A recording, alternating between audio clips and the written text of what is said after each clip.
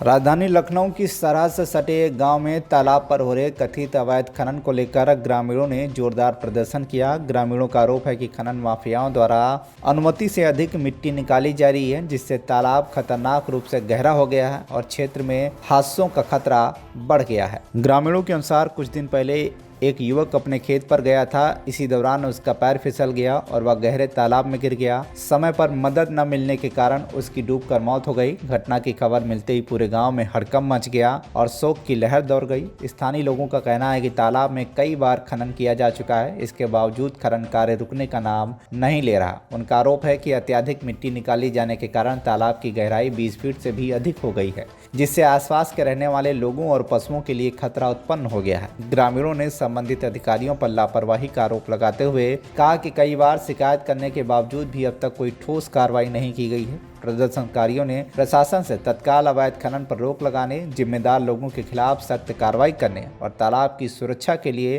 ठोस कदम उठाने की मांग की है। मेरा नाम है विनीत यादव। विनीत यादव, यहाँ पे क्या मामला है?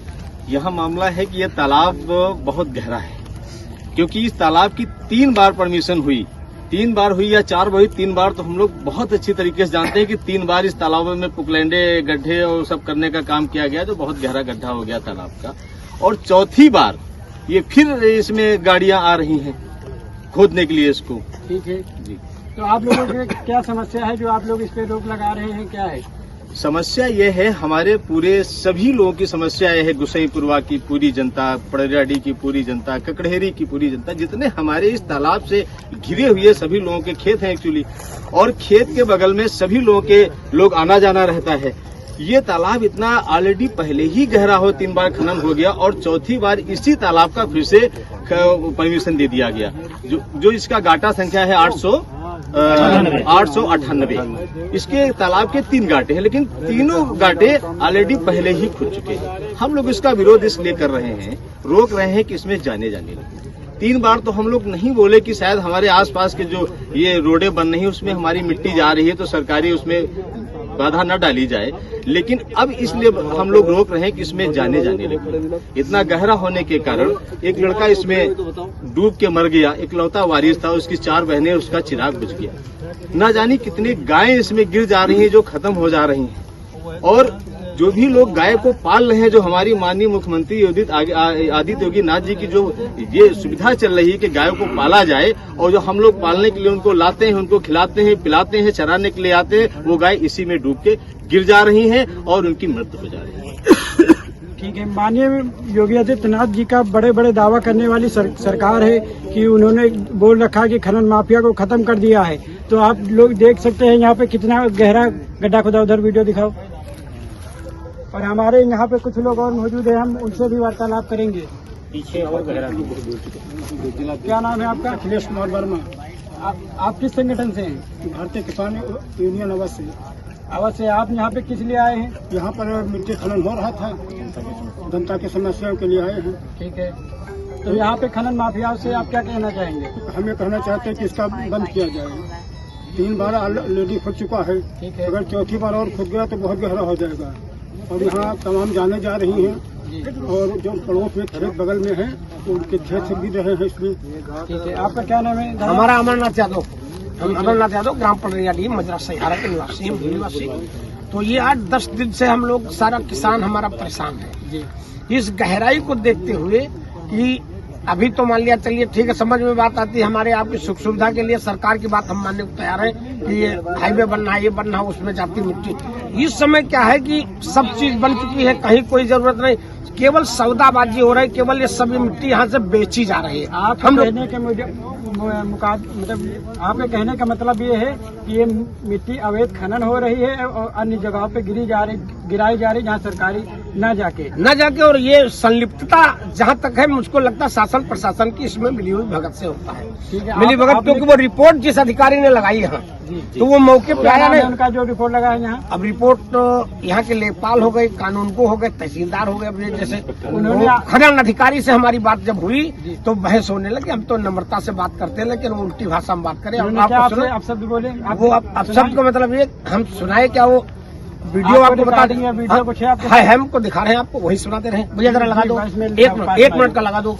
वो जरा दिखा दो भैया। वो जब बहस समाजी हुई खनन करते रहे कि भाई अब जो है देख लीजिए, देखने के बाद आपको रिपोर्ट करनी चाहिए थी। अब खुद गया इतना ज्यादा, इससे और क्या गहरा खोदोगे? बोले आपसे क्या मतलब, सरकारी काम में बाधा आप डाल रहे हैं। खनन जो खनन इंस्पेक्टर थे यहाँ और डीएम साहब के यहाँ वार्तालाप हमारा उनका हुआ, तो डीएम साहब ने कहा कि आप मौके पर जाइए, जांच करिए।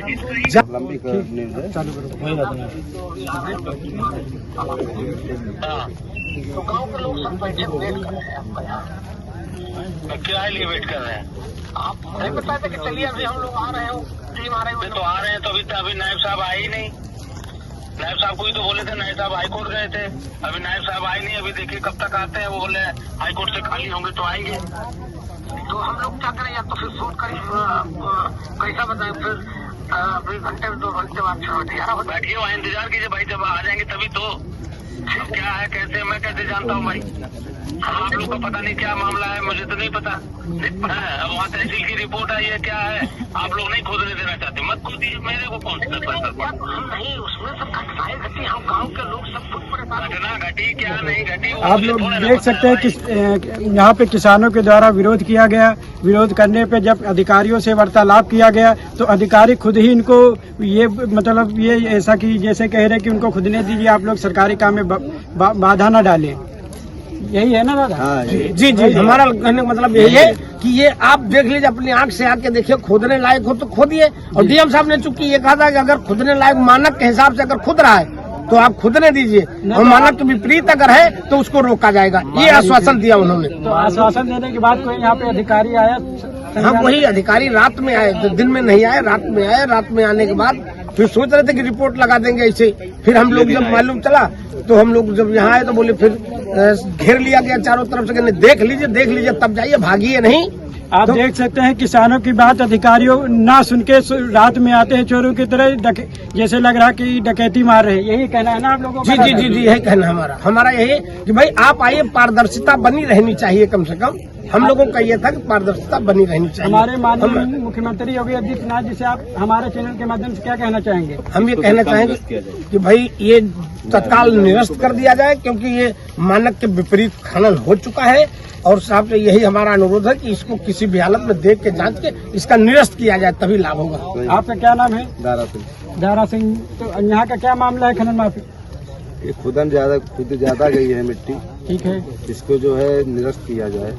निरस्त किया जाए। यहाँ लोगों के ग्रामीण का ये भी कहना है कि ये जो खनन हो रहा है इसको तुरंत रोका जाए तत्काल, क्योंकि ये मानक के अनुसार नहीं खुदा है, ये अवैध खुदा गया है। माटी यहाँ से खनन उठ के बाहर गिराई जा रही है, यहाँ पे सरकारी बताया जा रहा है। लखनऊ से विवेक यादव की रिपोर्ट, TV1 इंडिया न्यूज।